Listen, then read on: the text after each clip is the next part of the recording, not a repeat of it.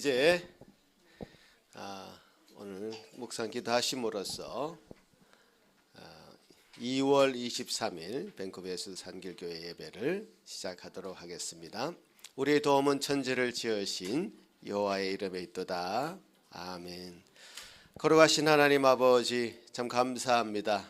주의 백성들 이렇게 불러 모아주시고 하나님 앞에 영광을 돌리며 예배하게 하시니 참 감사합니다. 주님께서 우리에게 그 마음을 주셨음을 감사합니다. 성령과 진리로 이 예배 드리게 하시고 기뻐 받아 주시옵소서. 악한 마귀가 틈타지 아니하도록 지켜 돌보아 주옵소서. 예배의 시종을 온전히 주께 의탁드립니다. 예수님 이름으로 기도합나이다. 아멘. 다 같이 일어나서 주님께 영광 돌리는 찬송 드리겠습니다.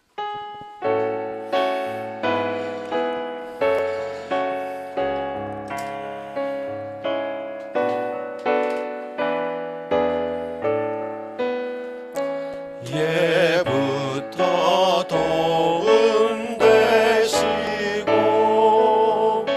내 소망 되신 주, 이 세상 풍파 중에도 늘 보호하시니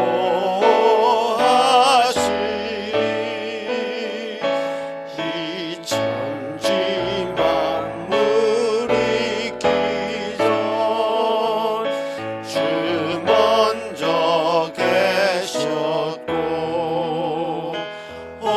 세상 만물 변해도 주 변함없도다. 주 앞에 천년 만년이 한날과 같으니 이 세상 모든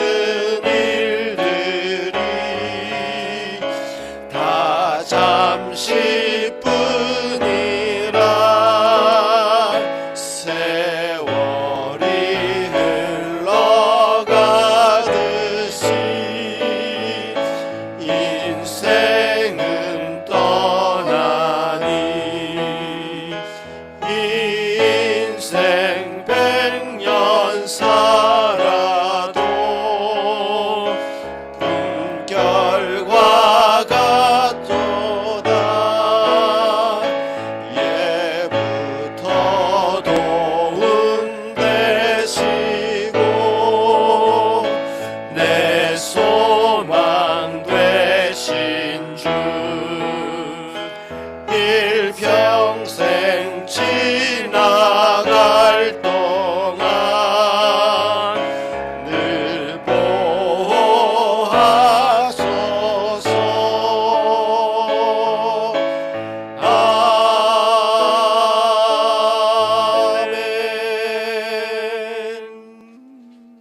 사도신경으로 우리의 신앙을 고백합니다.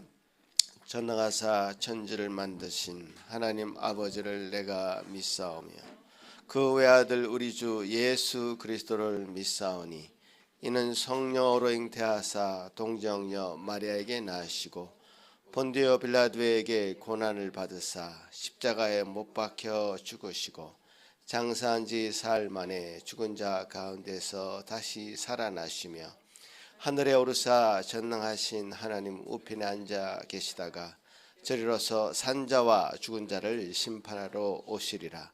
성령을 믿사오며 거룩한 공예와 성도가 서로 교통하는 것과 죄를 사하여 주시는 것과 몸이 다시 사는 것과 영원히 사는 것을 믿사옵나이다. 아멘. 십계명을 낭독합니다. 하나님이 모든 말씀으로 말씀하여 이르시되 나는 너를 애굽 땅 종되었던 집에서 인도하여 낸 내 하나님 여호와니라. 제1은 너는 나 외에 다른 신들을 내게 두지 말라. 제2는 너를 위하여 새긴 우상을 만들지 말고 또 위로 하늘에 있는 것이나 아래로 땅에 있는 것이나 땅 아래 물 속에 있는 것에 어떤 형상도 만들지 말며 그것들에게 절하지 말며 그것들을 섬기지 말라. 제3은 너는 내 하나님 여호와의 이름을 망령되게 부르지 말라. 제4는 안식일을 기억하여 거룩하게 지키라.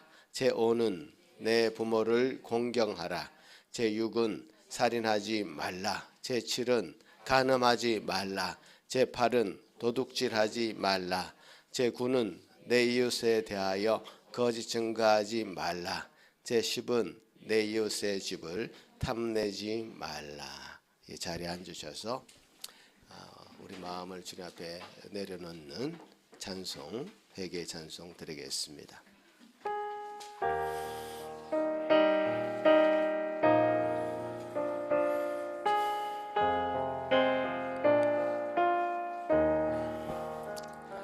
인생 앞에서 주님께 피하는 자 위에 베푸시는 은혜가 어찌 그리 크신지요.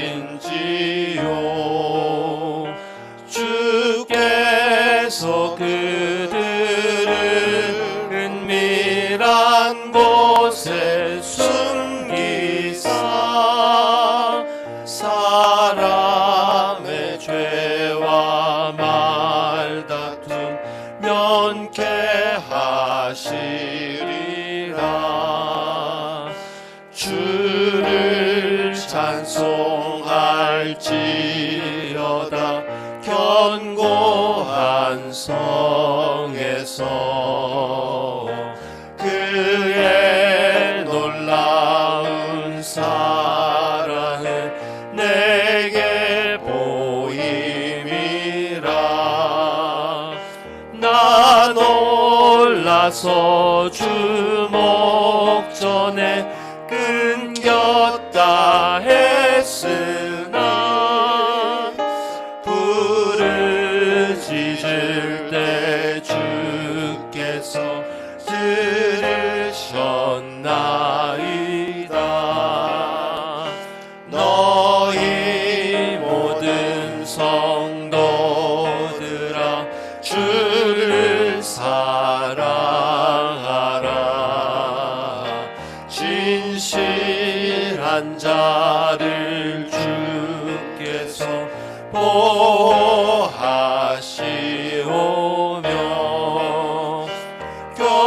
교만한 자를 엄중히 갚으시느니라. 주 바라는 너희들아 담대할지어다.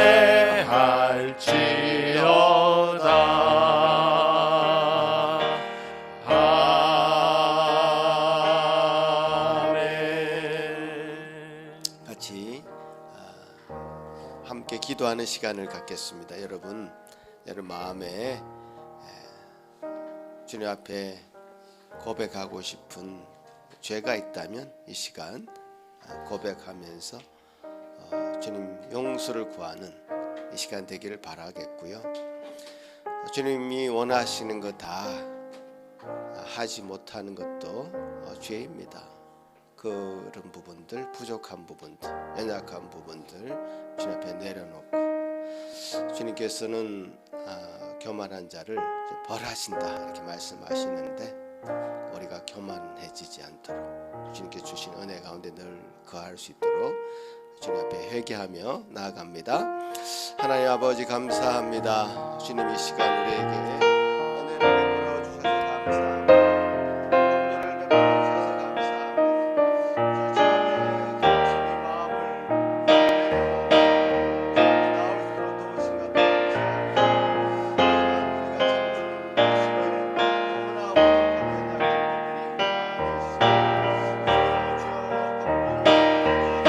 우리가 참 주님 말씀에 너무나 부족하고 연약한 부분들이 많이 있습니다. 주여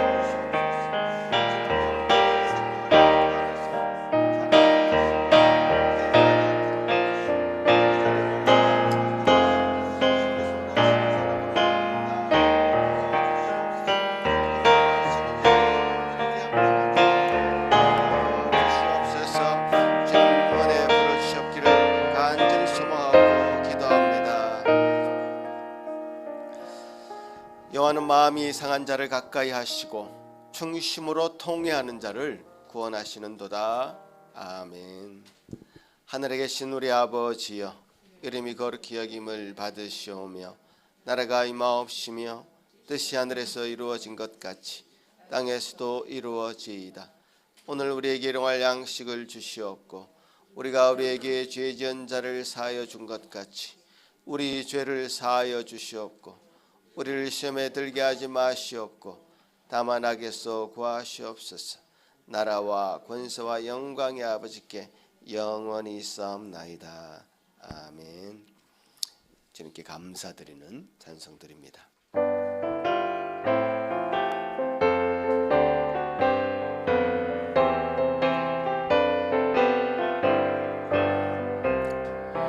어디든지 예수 나를 이끌면 어디든지 예수 함께 가려네. 예수 함께 아니 가면 다겁고 예수님과 동행하면 겁없네. 어디를 가든지 겁낼 것 없네. 어디든지 예수 함께 가려네. 세상 친구 모두 나를 떠나도 주와 동행하면 외로움 없겠네. 가는 길이 위태하고 험해도 어디든지 예수 함께 가려네. 어디를 가든지 겁낼 것 없네. 어디든지 예수 함께 가려네. 어두운 그늘 나를 애워쌀 때에 주가 함께 계심 믿고 자려네. 죽은 후에 전국에서 깨어나 예수 함께 길이 살리라. 어디를 가든지 겁낼 것 없네. 어디든지 예수 함께 가려네. 아멘. 시편 99편입니다. 여호와께서 다스리시니 만민이 떨 것이요.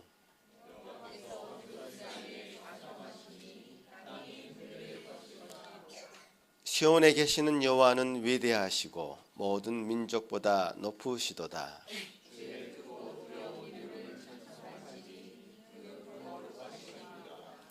능력 있는 왕은 정의를 사랑하느니라. 주께서 공의를 견고하게 세우시고 너희는 여호와 우리 하나님을 높여 그의 발등상 앞에서 경배할지어다. 그의 제사장들 중에는 모세와 아론이 있고 그의 이름을 부르는 자들 중에는 사무엘이 있도다. 여호와께서 구름 기둥 가운데서 그들에게 말씀하시니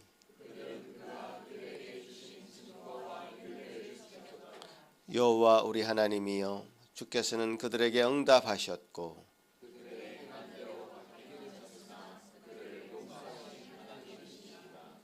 너희는 여호와 우리 하나님을 높이고 그 성산에서 예배할지어다. 아멘. 이 시간 예배를 위해서 김영희 사모 기도할 때에 다 같이 한 마음으로 기도하시겠습니다.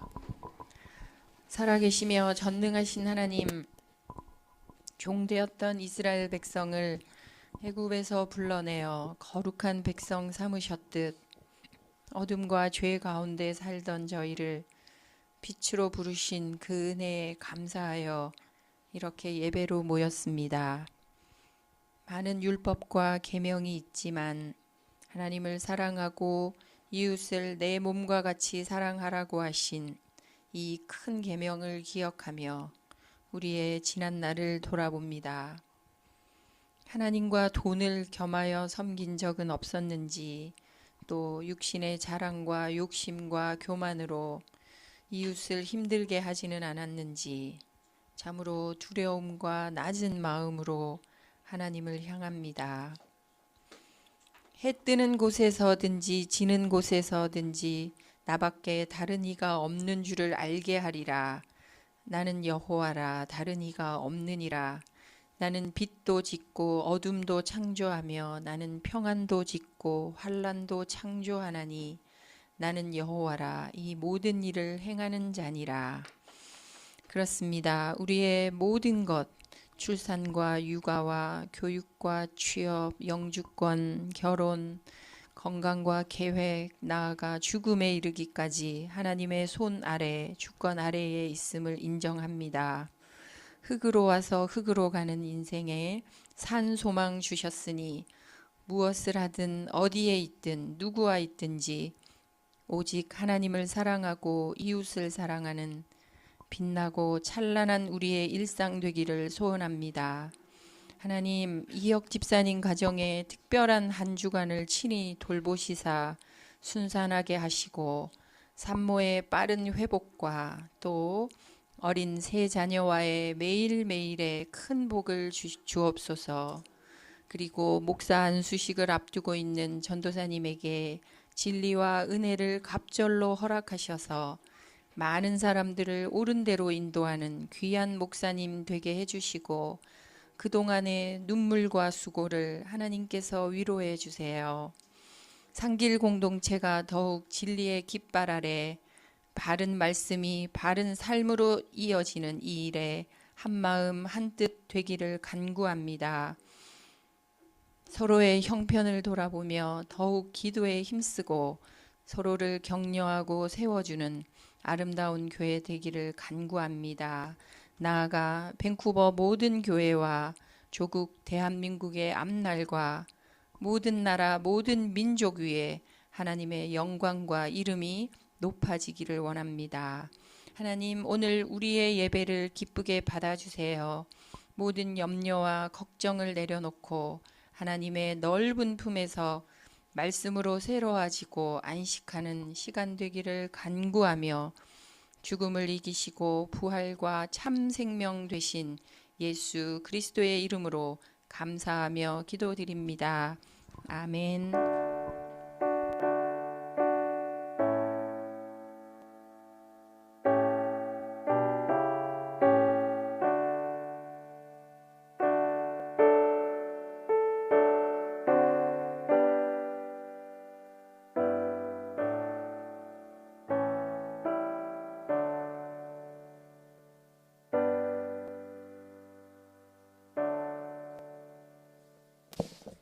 오늘 우리에게 허락하신 하나님의 말씀은 신명기 13장 1절에서 5절 말씀입니다.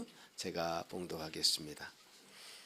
너희 중에 선지자나 꿈꾸는 자가 일어나서 이적과 기사를 내게 보이고 그가 내게 말한 그 이적과 기사가 이루어지고 너희가 알지 못하던 다른 신들을 우리가 따라 섬기자고 말할지라도 너는 그 선지자나 꿈꾸는 자의 말을 청종하지 말라.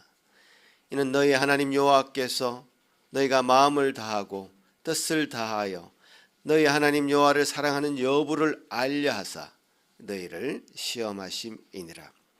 너희는 너희 하나님 여호와를 따르며 그를 경외하며 그의 명령을 지키며 그의 목소리를 청종하며 그를 섬기며 그를 의지하며 그런 선지자나 꿈꾸는 자는 죽이라.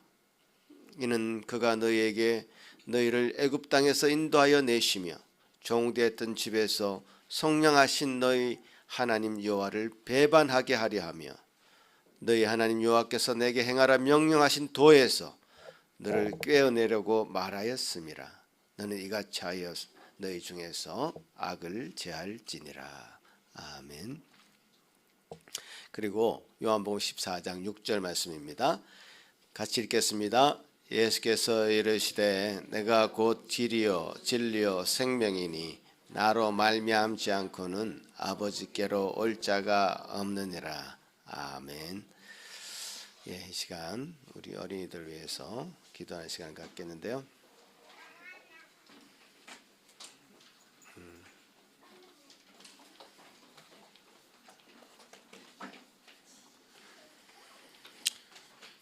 우리 어린이들이 요즘 암송하는 이 말씀이 쉽지 않습니다. 보니까 우리 영어로 암송하는 우연히부터 그럼 영어로 한번 시작하도록 하겠습니다.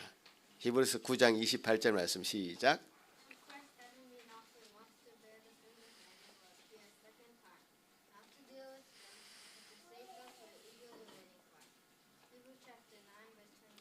예, 막힘이 없습니다. 예, 감사합니다.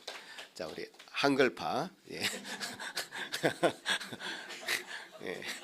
같이 한번 김인이 예, 얼굴 들고 예, 김인. 시작.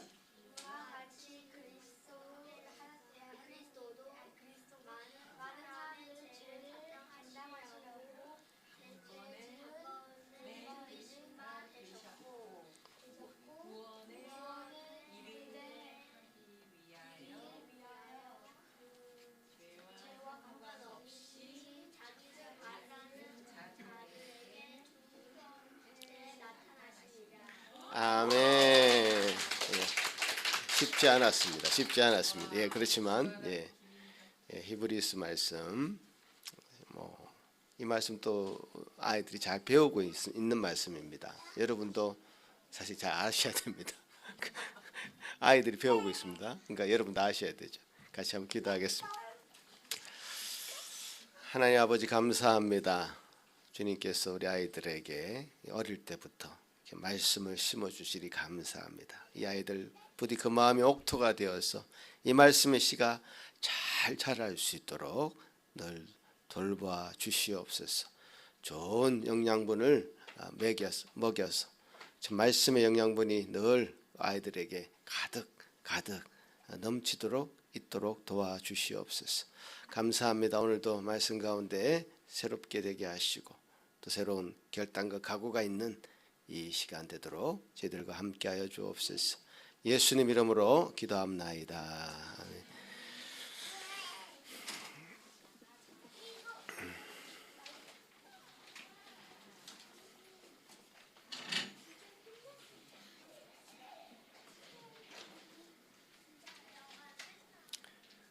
우리 아이들 너무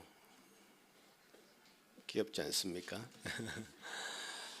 예, 우리가 예수 산길 교회로 예수 믿는 공동체로 이렇게 함께 모여서 함께 예배하고 있습니다. 그 예수 믿는 공동체의 특징은 바로 이런 것이죠.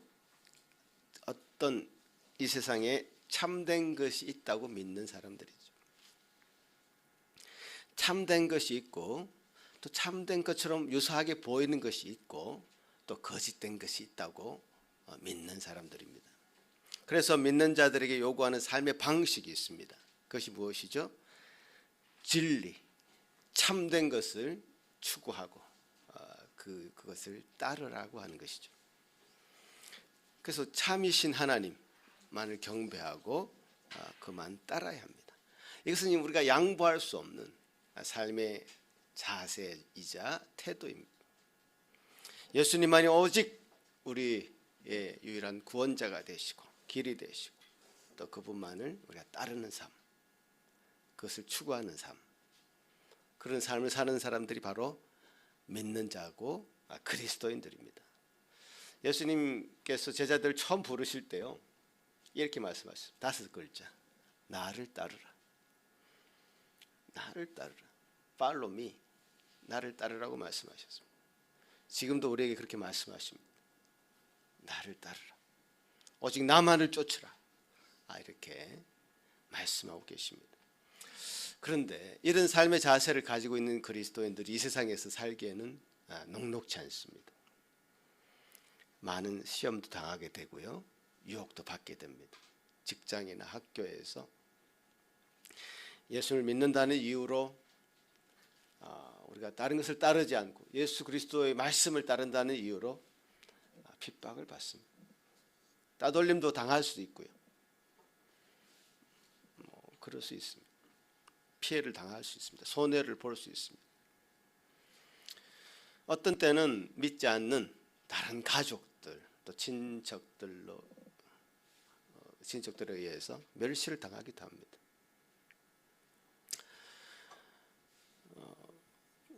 제 가정 이야기를 좀 드리면 저는 사실 3대째 카톨릭을 믿는 그런 집안에서 제가 태어났고요.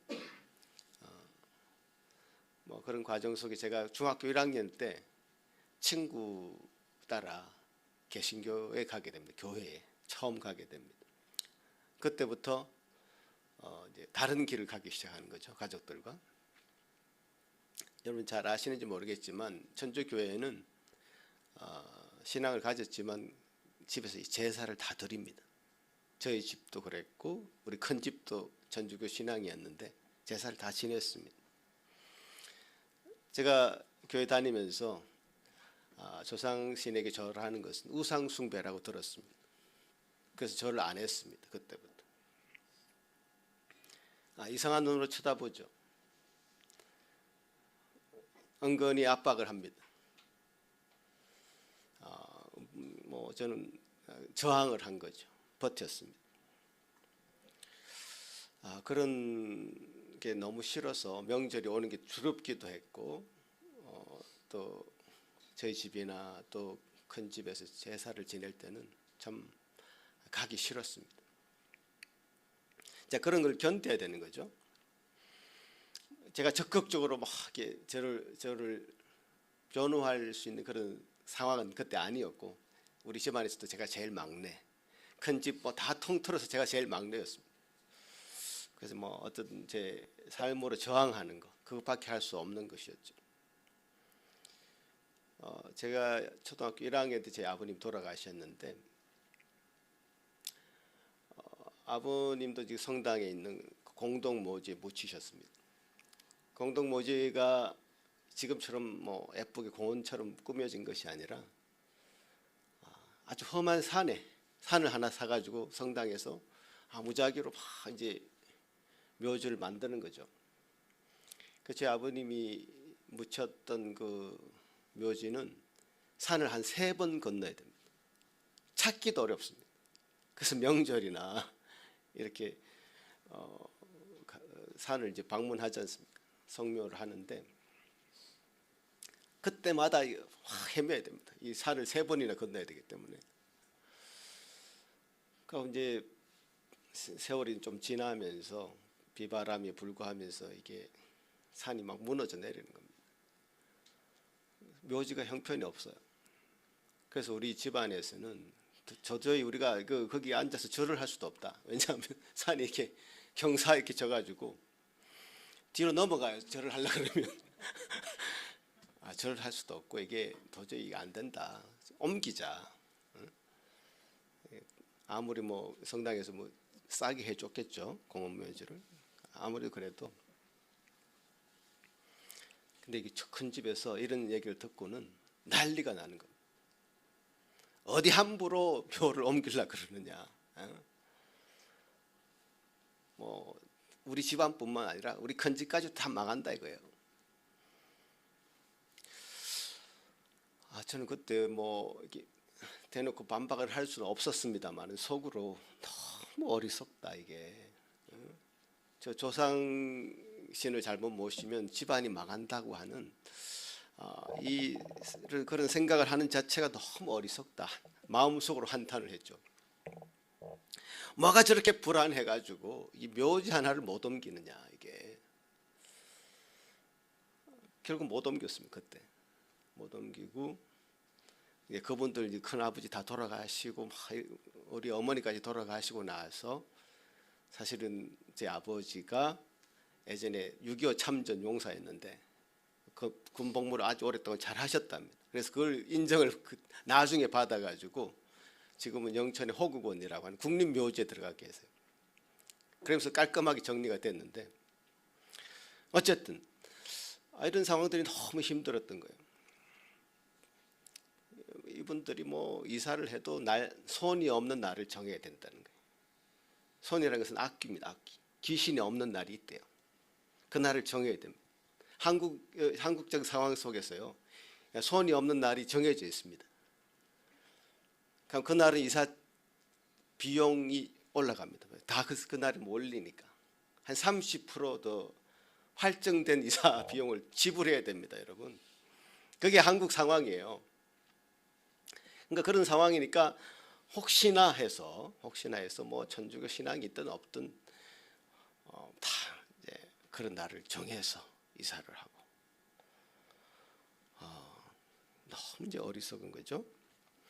과학 문명이 사실 지금 어느 때보다 이제 발달한 이 시대에 우리가 살고 있는데 뭐 점 보고 뭐 타로 보고 그런 것들은 옛날보다 줄어들지 않은 것 같아요. 많이 배운 사람은 그렇지 않을 것 같은데 우리 생각에 오늘 한국적인 상황을 보면 뭐 정치하는 사람들이나 뭐 가리지 않고 예전보다 더 성행하는 것 같습니다. 왜 그런지 모르겠어요. 옛날에 제가 어릴 때는 이제 무당이라 하면 좀 천한 사람이라 취급을 당했고 우리 제 아는 친구도 어머니가 무당이었는데 조금 멸시했습니다, 사실. 근데 지금은 너무도 당당합니다. 왜냐? 힘 있는 사람들이 거기서 굽실거리기 때문에 그러죠. 이 무속신앙이 사실 우리 한국 사회를 많이 이제 지배하고 있는데요. 무속신앙이 지향하고 있는 목적하고 있는 바가 뭔지 아십니까? 그건 다른 게 없어요. 자기에게 다가오는 그 화를 피하고 자기 땅에서 잘 되고 성공하고 장수하고 하는 이 번영을 지향하고 있습니다. 다른 것이 없어요. 무속신앙에는 도덕이나 뭐 올바르게 살아야 된다는 가치, 참된 것, 진리 이런 게 없습니다. 뭐 이 땅에서 건강, 장수, 입신, 양명 이런 걸 추구하게 되는 거죠. 더더욱 이제 한국 사회 문제뿐만 아니라 우리 집안의 문제뿐만 아니라 이제 교회 안에도요 이게 들어와 있다는 사실입니다. 더 무서운 건 교회 안에도 이게 들어와 있다는 사실이죠. 제가 아는 어떤 목사님이 기도회를 이렇게 한다고 성도들하고 기도회를 하는데 한 사람 한 사람 머리에 손을 얹고 이제 안수를 하는 기도를 했다는 거죠. 그 목사님이 이렇게 얘기합니다. 하나님이 당신을 사랑한다고 말씀하십니다. 이렇게 기도했더니 이 성도가 뭐 갑자기 뒤로 나뒹굴면서 뭐 울면서 통곡을 하면서 그러더라는 거예요. 자기가 곰곰이 생각해봤답니다. 왜 이 단순한 이 말을 듣고 저분이 저렇게 반응을 할까 생각을 해보니까 그 성도가 듣기에는 이 목사님이 하나님의 음성을 들었구나. 하나님 나를 사랑한다고 지금 말씀하시는 걸 내게 얘기했구나. 이렇게 반응을 했다는 거예요. 그러니까 하나님은 당신을 사랑하십니다 라는 말과 하나님은 당신을 사랑하신다고 지금 말씀하십니다 이렇게 얘기하는 건 전혀 차원이 다르죠. 제가 무슨 말을 하려고 하냐면 목사들도요 그러니까 무속적인 권위주의를 탐합니다. 자기 앞에서 벌벌 떨게 만들어요. 이 목사님 그래도 양심이 있어서 다음부터는 그런 단어를 쓰지 않겠다고 자기 다짐했다는 거예요.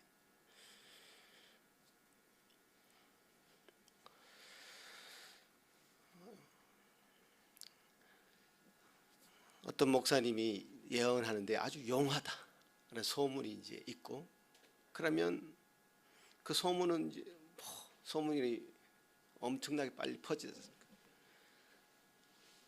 그러면 그 목사님 앞에 줄을 서고 기도 한번 받겠다고 그러고 어떤 교회 사모님은 용하다.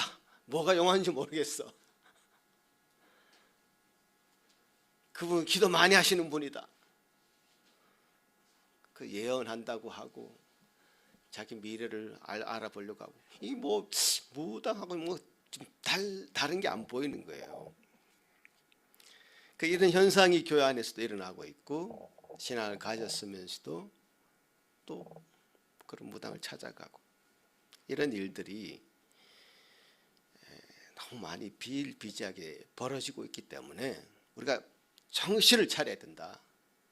분별력을 가져야 된다라는 겁니다. 지금 큰 나무 밑에서 주렁주렁 뭐를 걸어놓고 깨끗한 물 떠놓고 정한수 떠놓고 기도하고 자기 복을 비는 이런 모습의 한국적인 신앙이 교회 안에도 그대로 보인다는 게 슬픈 거죠. 목사인 저도 깨어 있어야 되지만 우리 성도들이 깨어 있어야 됩니다. 분별할 수 있어야 됩니다. 정신을 차려야 됩니다. 실력을 키워야 됩니다. 분별할 수 있는 능력을 키워야 됩니다.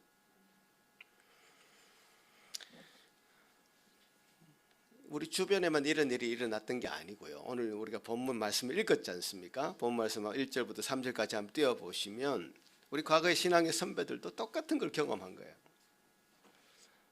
어느 사회에나 참이 있으면 그 참 비스무리한 거짓들이 존재하게 되어 있습니다. 유사한 것들이 있게 됩니다. 너희 중에 선지자나 꿈꾸는 자가 있었고요. 그런 것이 실제로 이루어졌고요. 너무너무 놀라운 능력을 저들이 가지고 있구나 하면서 그들이 목적하는 바로 성도들을 데리고 갑니다. 그 목적하는 바가 뭐죠? 하나님 아니야.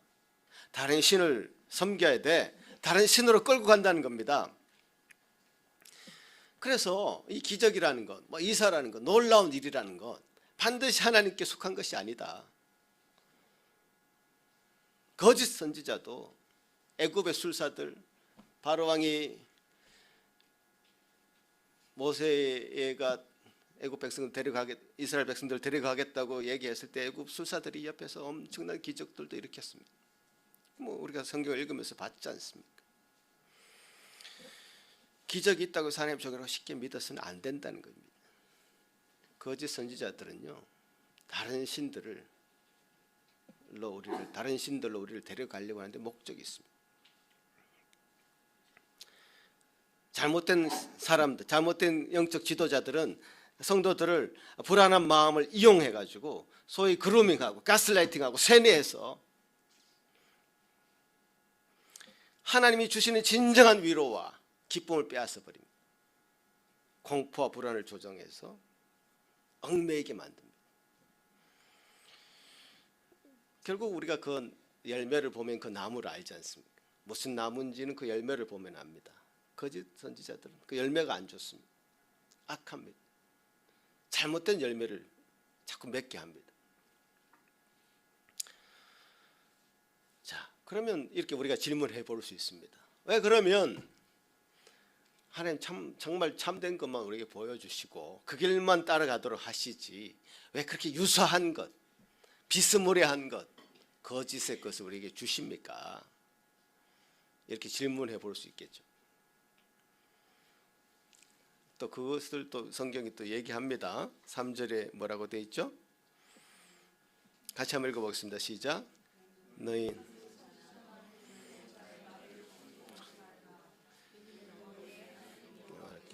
너희 마음을 다하고 뜻을 다하여 너희 하나님 여호와를 사랑하는 여부를 알려하사 너희를 시험하십니다. 우리가 사는 사회는 그런 것이 널려 있을 수밖에 없다라고 얘기하는 겁니다. 유사한 것들이 널려 있을 수밖에 없다.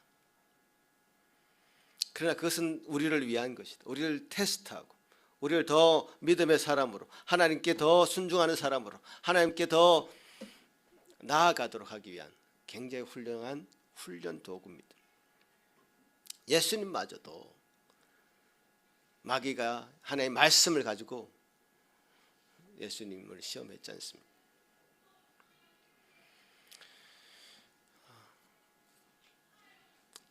예수님이 가장 힘들고 어려울 때, 줄일 때 돌덩이를 가지고 떡을 만들어 보라고 그렇게 시험을 합니다. 우리가 아주 경제적으로 힘들고 공부할 때 물질에 대한 시험을 우리가 당합니다. 이것은 우리에게 흔히 있는 그런 일들입니다.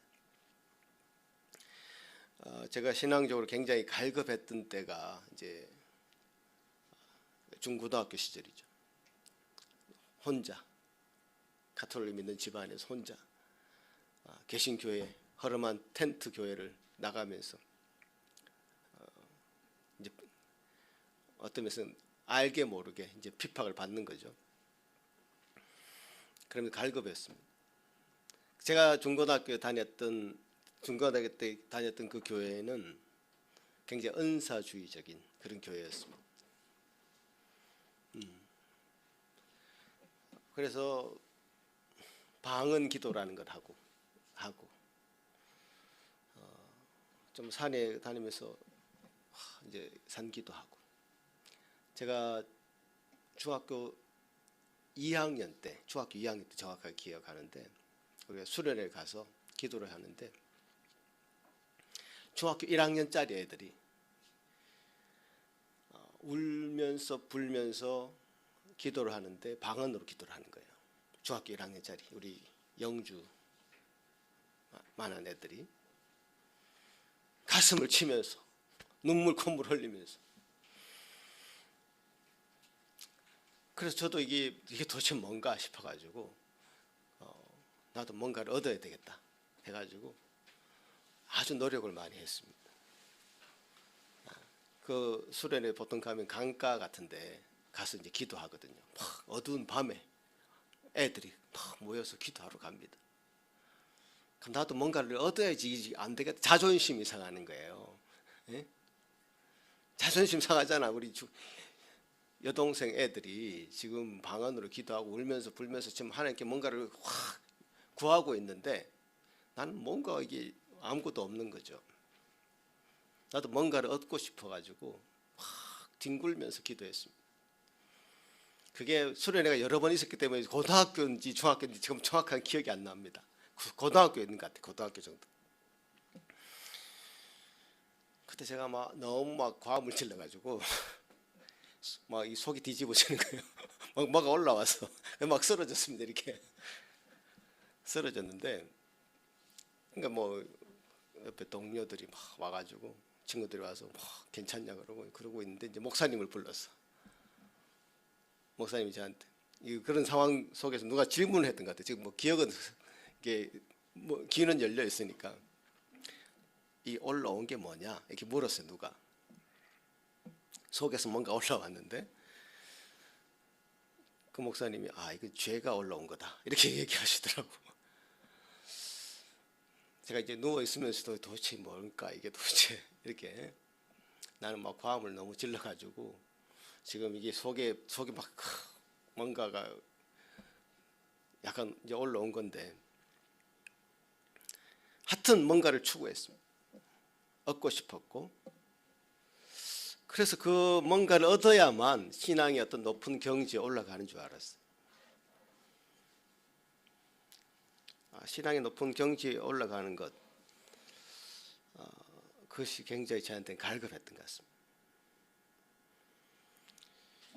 제가 교회 다니기 시작하면서 우리 가족들을 전도하기 시작하는데, 제가 할 수 있는 유일한 전도 방법은 책을 전해주는 거였습니다. 어떤 책이었냐? 현신의 권사라고 있었어요. 그때 당시에 유명한 치유 기적을 일으키는 그 사람이 간증집, 뭐 사례집이죠. 어떤 사람이 어떤 병을 앓고 있었는데 어떻게 나았다, 뭐 이런 사례집이 쫙 있는데 그것을 전해주는 거죠. 봐라,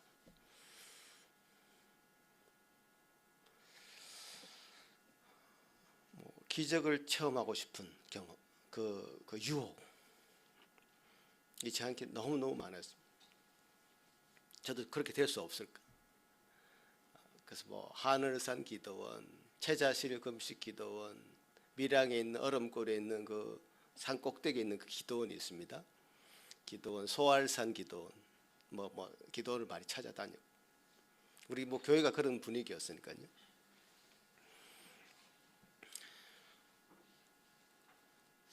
그런데 제가 이런 것을 추구하다가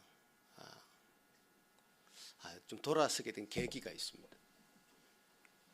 그것은 바로 성경을 바로 알기 시작하면서 돌았었습니다. 내가 그동안 성경을 몰랐구나. 하나님의 말씀을 모르고 그냥 내가 추구하고 싶은 내가 바라고 싶은 그 어떤 것들을 그냥 바라고 나아가고 그것을 쟁취하고, 그래서 내가 신앙의 어떤 경지에 있는 것을 내 스스로가 돋보이게 하고 싶어서 그런 것을 추구하는 거예요. 그런 걸 따라가는 거예요.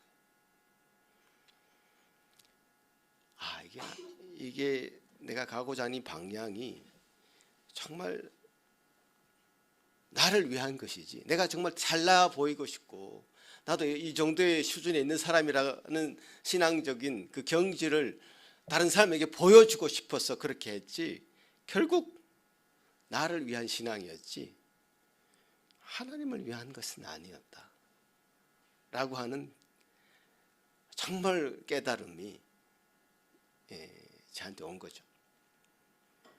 그건 성경을 제대로 알기 시작하면서 더 구체화되었습니다. 더 정확하게 말하자면 신학교 가서부터 이게 아니구나.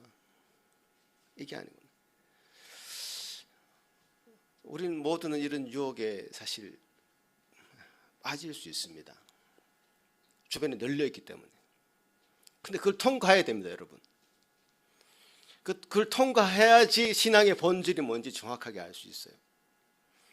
우리를 더 강하게 만드시려고 이런 걸 널어놨다고 지금 성경은 말하지 않습니까? 유사한 것들이 있다고 얘기하지 않습니까? 근데 그걸 통과하도록 하신다니까. 결국 그래서 하나님을 더 사랑하는지 시험해 보겠다고 말씀하십니다. 제가 성경을 그때부터 사실 정확하게 읽기 시작했는데 성경이 바라는 게 분명히 있더라고요. 성경은 우리를 어떻게 신앙인들이 나아가길 바라는 것 분명히 있습니다. 근데 그걸 외면하는 거예요. 성경을 외면하고 그냥 자기가 바라는 어떤 신앙상을 그냥 추구하는 거예요. 무속신앙처럼. 무속신앙에 성경이 있습니까? 없습니까? 경전이 있습니까? 없습니까? 없어요. 경전이 없어요. 지침이 없단 말이에요. 그냥 자기가 소원하는 것, 바라는 것을 추구합니다. 다른 거예요. 대표적으로 이 성경 말씀, 오늘 아까 우리 아내가 기도하면서 이 성경 그 구절을 인용했는데 한번 마태복음 22장 보시면 예수님이 우리가 신앙인들이 가져야 될 가장 큰 계명이라고 하면서 두 가지를 말씀하셨는데, 하나님을 사랑하고 내 이웃을 내 몸과 같이 사랑하는 것. 이게 우리가 결국에는 가야 될 방향이고 목적이라는 겁니다. 신앙인이 가야 돼. 하나님을 사랑하고 내 이웃을 내 자신과 같이 사랑하라고 하는 이 말씀. 결국 내 신앙의 열매가 하나님을 더 사랑하게 되었는가 점검해 봐야 되고, 내 신앙의 열매가 내 이웃을 더 사랑하게 되었는가 점검해 봐야 되겠죠. 너무 분명한 목적을 우리에게 주셨어요. 신앙의 목적, 우리가 신앙인이 가야 될 방향을 분명하게 주셨어요. 근데 이게 여기 관심이 없어. 근데 내가 어떤 신앙의 경지가 되어서 경지에 올라가서 어떤 사람, 다른 사람으로부터 존경을 받고 영향력을 행사하고 이런 것들이 교회 안에 있는 한 여기에 관심이 없게 돼요. 제가 이번 주에 아내가 느닷없이 아마 수요 여성 모임 마치고 이런 얘기를 했던 것 같은데, 자기 이제 겨우 말씀을 좀 깨달았다. 한 50년 신앙생활을 하고 나서 겨우 한 말씀 깨달은 것이 있는데 이 말씀이라는 거예요. 이제 조금 알겠다. 뭘 알겠느냐? 내가 나의 신앙의 열매로 결과로 내가 정말 내 자신과 같이 다른 이웃을 사랑할 수 있게 되는가? 이 문제가 너무 소중하고 귀하고 중요하다는 사실을 이제 깨달았다는 거예요. 그동안은 다른 걸 추구한 거죠, 사실. 여러분 지금 이 시간에 여러분 마음 가운데 내가 지금 가야 될 방향이 신앙생활 속에서 우리 예수 산길교회 공동체 안에서 어떤 방향으로 신앙생활을 할 것인가, 나의 모습을 어떻게 만들어 가야 될 것인가를 모르고 계셨다면 이 말씀을 들으십시오. 이 말씀을 붙잡으십시오. 우리 아내가 아까 기도하는데 제가 울컥하더라고. 많이 바뀌었어요. 왜 어떻게 바뀌었느냐? 신앙인들의 모습이 이 사랑으로 표현되잖아요. 사랑으로 표현되는데 이 사랑이라는 것은 뭐 수치상으로 계산할 수 있는 게 아니에요. 수량화할 수 있는 게 아니에요. 수량화되면 얼마나 좋겠어. 이 사람은 사랑 90% 충전 이렇게 되면 얼마나 좋겠어. 네?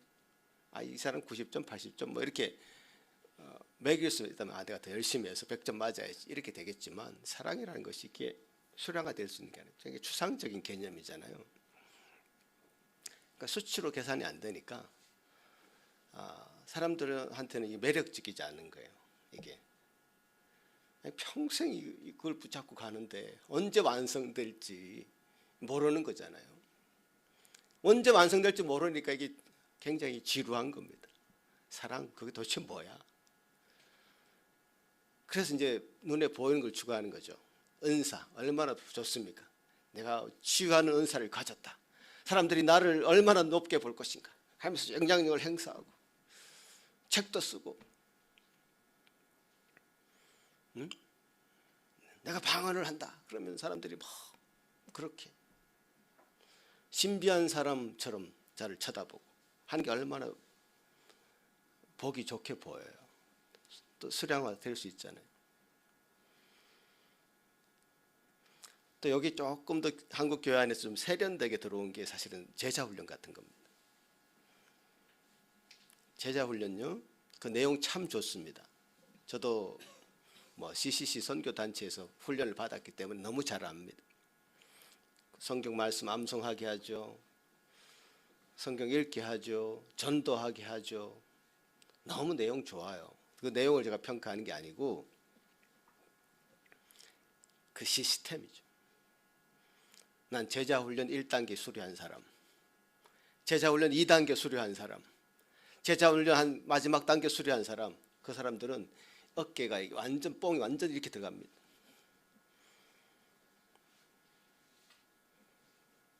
아주 교만합니다. 제가 그걸 지켜보고 알았고요. 저도 그런 사실을 제가 몸소 체험해봐서 알았어요. 그 제자 훈련이라는 거 결국 우리가 이 말씀으로 우리가 가자는 거 아니에요? 예수님의 제자들을 예수님이 데리고 가고자 하는 그 방향대로 우리 이곳으로 가고자 하는 것인데 수량화될 수 있는 게 아니죠. 매우 추상적입니다.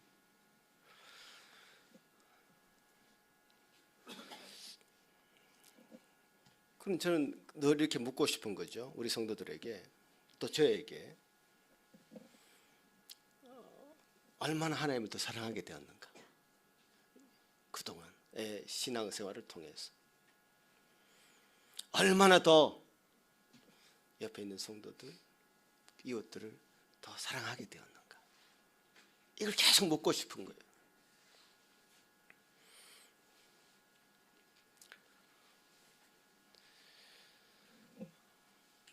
근데 수치로는 계량화 되지 않지만요, 하나님께서 주신 이 사랑하는 마음을 알고 우리에게 부어주신 그 사랑을 알고 깨닫고 그것을 향해서 가는 사람들에게는 우리가 영적인 사람들이기 때문에 느껴지는 게 있습니다. 제가 요즘 아내에게 느끼는 그 느낌입니다.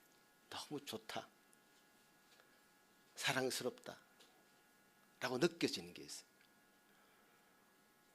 그겁니다. 그거 하나님의 사랑을 받은 자로서의 그 빛이 납니다. 표정이 다르죠. 대하는 자세가 다르죠. 그걸로 우리가 느낄 수 있는 거죠. 저 사람 정말 하나님 사랑하는 사람이야. 하나님께서 정말 귀하게 그 사람의 삶을 인도해 주시는 사람이야. 그런 걸 다른 걸로 느낄 수 있는 게 아니죠. 우리 표정과 마음 자세와 다른 사람을 대하는 태도와 하나님을 대하는 태도와 그런 것에서 그냥 우리 몸에 배어나는 거죠, 사실은. 그러니까 이 신앙생활은 그 쉽지 않아요, 여러분. 좀 이게 정령화해서 1단계 수리한 사람 여기 모이세요. 2단계 수리한 사람 여기 모이세요. 3단계 수리한 사람 여기 모이세요. 해서 레벨별로 딱딱딱 올라가게 해서 시스템을 만들어 놓으면 쉬울 텐데 그렇게만 되는 게 아닌 게 신앙 훈련인 것이죠. 그래서 우리가 발견하는 또 하나의 성경 구절이 이거죠. 사도 바울이 정말 은사가 많았던, 재능이 많았던 고린도 교회에다가 결국 이 말씀을 하십니다. 이 말씀 고린도전서 13장 말씀 같이 한번 읽어볼까요? 시작. 내가 사람의 방언과 천사의 말을 할지라도 사랑이 없으면 소리나는 구리와 울리는 꽹과리가 되고 내가 예언하는 능력이 있어 모든 비밀과 모든 지식을 알고 또 산을 옮길 만한 모든 믿음이 있을지라도 사랑이 없으면 내가 아무것도 아니요. 내가 내게 있는 모든 것으로 구제하고 또 내 몸을 불사르게 내어줄지라도 사랑이 없으면 내게 아무 유익이 없느니라. 사랑은 오래 참고 사랑은 온유하며 시기하지 아니하며 사랑은 자랑하지 아니하며 교만하지 아니하며 무례히 행하지 아니하며 자기의 유익을 구하지 아니하며 성내지 아니하며 악한 것을 생각하지 아니하며 불의를 기뻐하지 아니하며 진리와 함께 기뻐하고 모든 것을 참으며 모든 것을 믿으며 모든 것을 바라며 모든 것을 견디느니라. 사랑은 언제까지나 떨어지지 아니하되 예언도 패하고 방언도 거치고 지식도 패하리라. 결론 난 거 아닙니까? 우리가 어떤 방향으로 가야 될지, 무엇이 중요한지. 여러분 기적을 따라가겠습니까? 은사를 따라가겠습니까? 아니면 예수님을 따르겠습니까? 제가 이렇게 질문한다면 무엇을 따라가야 되겠습니까?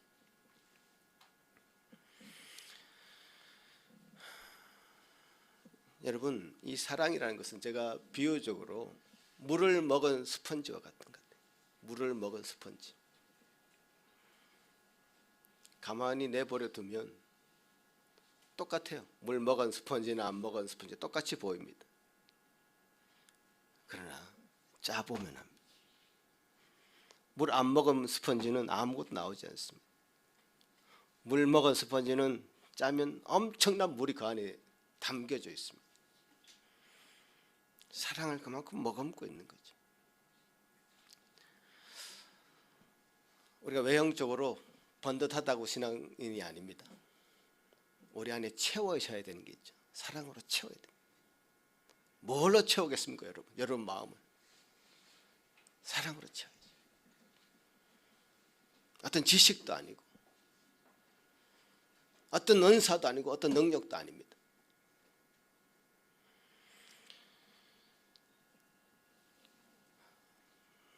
여러분 오늘 말씀을 정리하자면 이런 거죠. 답은 계속 하나입니다. 답은 뭐 하나밖에 없습니다. 여러분이 하나님을 사랑하는 것을 어떻게 증명할 수 있겠느냐? 어떻게 하나님의 사랑을 증명할 수 있겠는가? 여러분 안에 사랑이 있는데 그것을 어떻게 증명할 수 있겠는가 묻는다면 어떻게 대답하시겠습니까? 우리 영주 제일 만만하니까 대답해요. 내가 안에 하나님 사랑하는 마음이 있어.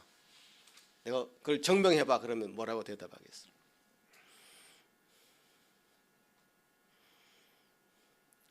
자, 다른 예를 들을게요. 영주는 엄마 아빠를 사랑해 안 해?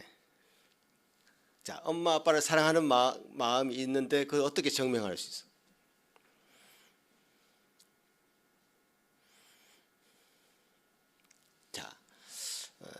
아마 분명히 있을 텐데. 예.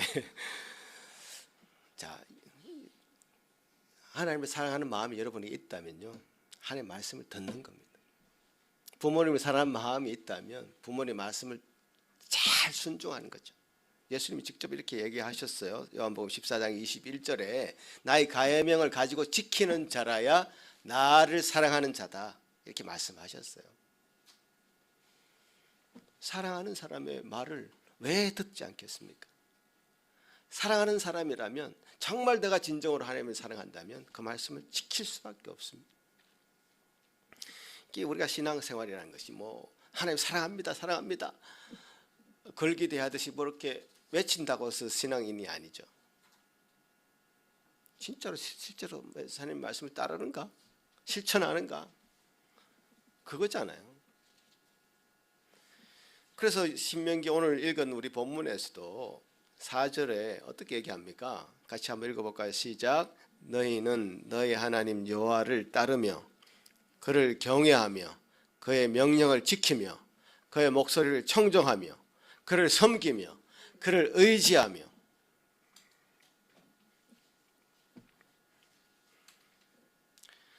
하나님 말을 따르고 그 말씀에 순종하는 것이죠. 감사한 것은 하나님께서 우리에게 베풀어 주신 놀라운 은총은 하나님이 직접 우리가 눈으로 볼 수 없습니다. 그러나 눈에 보이시는 하나님, 그분, 눈에 보이신 하나님, 그분께서 우리에게 보여주셨습니다. 그분께서 우리에게 말씀해 주셨습니다. 이 땅에 참된 선지자이신 예수 그리스도를 하나님께서 보내주신 겁니다. 자, 영주가 아마 지금 예수님의 삼중직에 대해서 배웠을 텐데 한번 얘기해봐. 네? 예수님은 어떤 세 가지 직분을 가지고 있어요. 주원이, 오케이. 예수님의 세 가지 직분, 지금 주일학교에서 많이 배웠을 텐데.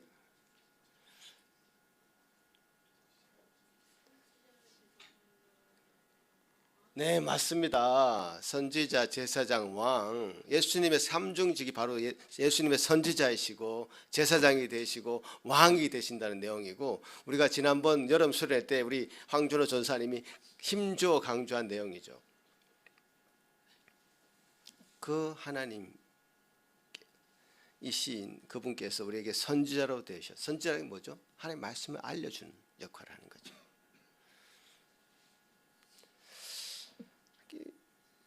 신명기 18장 15절에요. 이런 말씀을 하십니다. 한번 띄워주시면 여러분 같이 한번 읽어보십시다. 시작. 너희 하나님 여호와께서 너희 가운데서 너희를 위하여 나와 같은 선지자 하나를 일으키시리니 너희는 그의 말을 들을지니라. 나와 같은 선지자 하나, 예수님의 선지자 되심을 신명기에서부터 벌써 말씀하시는 겁니다. 참 선지자이신 예수님의 말씀을 듣는다는 것은 다른 게 아니죠. 예수님의 말씀 우리의 삶의 기준으로 삼는 것이다. 예수님께서 신약 14장 6절 오늘 본문 읽은 말씀 중에 다 드러내셨습니다. 나는 곧 길이요, 내가 곧 길이요 진리요 생명이다. 신명기의 이 말씀이 요한복음 14장에서 성취하는 그런 말씀으로 저는 생각이 들더라고요. 이 말씀을 예수님이 성취하시는구나. 그 예수님을 따르는 삶의 모습이라는 것은 실제적으로 우리 삶 속에 우리 삶의 기준, 명확한 기준을 하나님의 말씀으로 삼고, 그 말씀이라는 것이 우리에게 주어졌지 않습니까? 성경이 우리에게 주어졌지 않습니까? 그 주어진 이 성경을 우리가 알 수 있도록 다 여러 길을 만들어 주셨습니다. 우리가 뭐 지금 헬라어 성경 읽으라 합니까? 히브리어 성경을 읽으라 합니까? 라틴어로 된 성경을 읽으라 합니까? 한글로 친절하게 성경을 열어 보여주셔서 그 길로 따라오라고 말씀하십니다. 성경을 통해서 우리는 정확하게 우리가 가야 될 그 방향, 길 알 수 있고 그걸 열어 제쳐 보여주셨습니다. 너무 명확한 길이죠. 자, 성경을 읽을 때 사실 좀 주의해야 될 부분이 있습니다. 전체적인 맥락 속에서 66권 성경을 볼 수 있는 눈을 좀 가져야 됩니다. 그것을 아마 우리 말씀 사역자 우리 전사님들하고 제가 도와드릴 것입니다. 아마 이번 10월 달에 있는 수련회에도 한 파트는 성경의 맥을 잡아라 뭐 이런 파트가 있을 것입니다. 그래서 성경이 전체가 우리에게 무엇을 얘기하는 것인가를 한 맥으로 이제 보여줄 수 있는 그런 맥은 큰 숲을 볼 수 있는 눈이 여러분이 필요합니다. 그 성경을 많이 읽어야 돼요. 처음부터 끝까지. 그러니까 부분을 따서 읽는 것은 좀 자의적인 해석을 할 수 있는 가능성이 있습니다. 자의적이라는 말은 자기 마음대로 성경을 끌어붙여서 자기 주장을 대변하는 것으로 성경을 이용할 수 있습니다. 그렇게 해서는 안 되고요. 성경을 전체적으로 보면서 하나님께서 우리를 향하신 뜻이 무엇일까를 알아가고 그 다음에 숲을 본 다음에 나무를 보는 그런 작업들을 또 해야 됩니다. 쉽지 않죠, 여러분? 신앙생활을 쉽게 하려고 여러분 여기 앉아 있는 거 아니지 않습니까? 그래서 평생에 우리가 애를 써야 됩니다. 그래서 성경을 알게 되면 이 거짓 선지자들이 하는 말이 너무 보이는 거예요. 분별력이 생기는 겁니다. 거짓 선지자들 성경을 인용합니다. 근데 저들이 보니까 뭐가 잘못됐다는 걸 말씀으로 무장된 사람들에게는 딱 걸리죠. 저 사람 말이 정말 성경과 일치하는가를 늘 점검해야 됩니다. 여러분이 지금 설교를 듣고 있는 이 순간에도 저의 말을 점검해야 됩니다. 그런 실력이 있어야 돼요. 그리고 마지막으로 중요한 것은 건강한 신앙 공동체입니다. 제가 우리 교회의 공동체를 신앙 공동체이기도 하지만 즐겨 쓰는 말은 해석 공동체다. 우리 말씀을 같이 주시는 말씀을 같이 읽고 나누고 해석하는 공동체입니다. 예수님은 당신이 3년 동안 공생애를 사시면서 다른 일을 하신 게 없습니다. 그냥 12 제자들과 함께 살았습니다. 먼 곳에 가서 전도하지도 않았습니다. 그 유대 지역을 떠나지 않았습니다. 그래서 열매로 남기신 것이 바로 교회입니다. 교회 하나 달랑 남겨놓고 그 생을 마감하셨습니다. 그 교회가 지금 흘러 우리까지 정말 유유히 흘러 들어온 것 아닙니까? 저 프레이저 강이 막 흘러가지 않습니다. 물론 홍수가 나서 방향이 좀 바뀔 수는 있습니다. 지역도 바뀔 수도 있고. 교회는 그래도 물이 흘러가듯이 계속 흘러왔습니다. 그것이 우리 교회입니다. 예수님이 바라시는 것은 이 신앙 공동체 안에서 말씀을 같이 해석하고 말씀을 같이 나누고 말씀을 지키면서 같이 함께 살아가자. 그래서 천국에 갈 때까지 우리가 그 신앙 공동체 안에서 말씀 공동체가 되어서 사랑 공동체로 나누어지는 그런 은혜가 있도록 이 교회를 세우셨습니다. 여러분, 그래서 그 가치를 굉장히 여러분 마음 가운데 두시고 이 교회 안에서 여러분의 신앙이 더 성장해 나갈 수 있기를 기도하면서 함께 신앙생활 하기를 간절히 바라는 것입니다. 예수님만이 참된 길이시고 생명이십니다. 거짓된 건 표적들 늘려져 있으나 우리가 분별할 수 있는 눈을 키워서 예수님만이 참 길이심을 알고 그 길로 따라가야 될 것입니다. 잠언서 14장 12절에는 사람의 길이 자기가 보기에는 옳아도 그 끝은 사망이다 하는 말이 있습니다. 우리가 보기에는 옳아 보이는 것들, 우리가 보기에 옳아 보이는 것들 있죠. 그러나 그것이 너무 제한적이라는 것을 인정해야 됩니다. 우리의 경험과 우리의 어떤 시각적인 어떤 한계, 또 감정적인 그런 부분들, 모든 것으로 우리가 판단하기 때문에 우리가 보기에 옳은 것들이 있습니다. 그러나 그것이 다 옳다고 생각해서는 안 됩니다. 마음을 열고 하나님께서 우리에게 주시는 것들을 잘 듣고 하나님의 말씀을 기준으로 삼고 또 성령께서 우리의 마음을 말씀에 맞게 적용시켜주는 그 놀라운 음성을 듣고 성령의 인도하심을 내주하심을 믿고 그게 따라가는 것이죠. 처음부터 쉽지 않습니다. 그러나 그 안에서 신앙 공동체 안에서 훈련받고 같이 함께 하다 보면 이것이 가능해집니다. 그런 은혜가 여러분에게 넘치시기를 간절히 바랍니다. 같이 한번 기도합니다. 하나님 감사합니다. 우리에게 주신 이 복된 날 주님께서 주신 은혜로 이 자리에 저희들이 왔습니다. 그냥 돌아가는 심령 한 심령도 없게 도우시고 주께서 주신 은혜와 위로와 충만함을 또 넘치는 그 사랑을 공급받고 힘있게 다시금 우리 삶의 현장으로 갈 수 있기를 소망합니다. 주님 은혜 주셔서 감사하고 예수님 이름으로 기도합나이다. 아멘. 예, 우리 말씀 들으신 말씀 기억하시면서 찬송 드리겠습니다.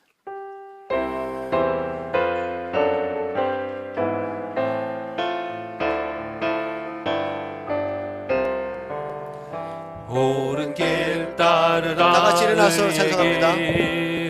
세계 만민의 참된 길, 이 길 따라서 살기를 온 세계에 전하세. 만 백성이 나갈 길, 어두운 밤 지나고 동 뜬다. 환한 빛 보아라 저기, 주 예수의 나라 이 땅에 곧 오겠네 오겠네. 주 예수 따르라 승리의 주, 세계 만민이 나아가 길과 진리요 참 생명, 내 창검을 부수고 다 따르라 화평왕. 어두운 밤 지나고 동 뜬다. 환한 빛 보아라 저기, 주 예수의 나라 이 땅에 곧 오겠네 오겠네. 놀라운 이 소식 알리어라. 세계 만민을 구하려 주 예수를 보내신 참 사랑의 하나님. 만 백성이 따를 길, 어두운 밤 지나고 동 뜬다. 환한 빛 보아라 저기, 주 예수의 나라 이 땅에 곧 오겠네 오겠네. 고난길 외치고 찾아온 길, 많은 백성을 구한 길, 모두 나와서 믿으면 온 세상이 마침내 이 진리에 살겠네. 어두운 밤 지나고 동 뜬다. 환한 빛 보아라 저기, 주 예수의 나라 이 땅에 곧 오겠네 오겠네. 하나님 감사합니다. 참 빛이 되시는 그 그리스도께서 우리에게 다가오셔서 빛을 비춰주시니 우리가 그 인도함을 받습니다. 옳은 길을 우리에게 보여주셨음에도 우리 마음이 거부하고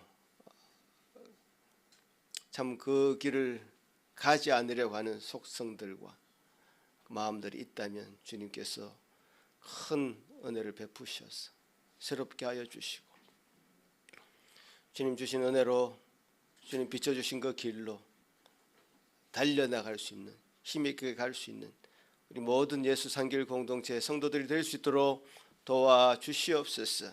아버지 하나님 주신 은혜를 따라서 주님 앞에 예물을 드립니다. 우리 것이 아님을 고백하며 인정하며 주님께 올려드립니다. 받으시고 참 그 옳은 길을 만들어 가려고 하는 이 교회 공동체 위에 잘 쓰임받게 도와주시옵소서. 감사합니다. 주의 백성들이 이제 삶의 현장으로 돌아갑니다. 그 현장 가운데 함께하여 주시고 동행하여 주시고 말씀을 기준 삼아서 그 삶의 기준을 삼아서 하나님을 사랑하고 내 이웃을 내 자신과 같이 사랑할 수 있는 그런 모습들이 우리 속에서 온전히 나타날 수 있도록 도와주시옵소서. 감사합니다. 예수님 이름으로 기도합나이다. 아멘. 예, 자리에 앉으십시오.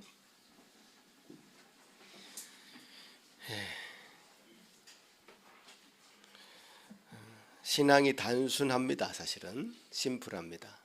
하나님을 사랑하고 내 이웃을 내 몸같이 사랑합니다. 단순하지만 또 단순하지 않습니다. 단순화 시켜보려고 저도 좀 애를 써봤습니다만 단순하지 않더라고요. 복잡합니다.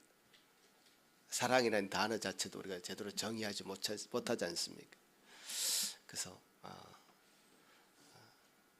같이 가면 뭔가 해결이 되겠다 이런 생각을 가지시고 함께 계속해서 신앙의 추구를 해가시면 좋겠습니다. 우리 성 목사님 오랜만에 오셨는데 우리 축도로 예배를 성 목사님 축도로 예배를 마치면 좋겠습니다.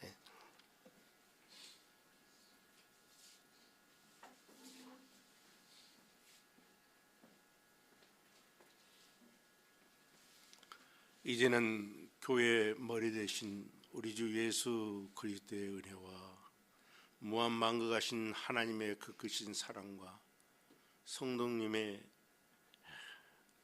복되고 또 말씀으로 일깨워 주시기를 원하신 그 귀한 축복이 오늘 귀한 상길교회 머리 위와 사랑하는 성도들 머리 위에 지금부터 영혼까지 함께할지어다. 아멘.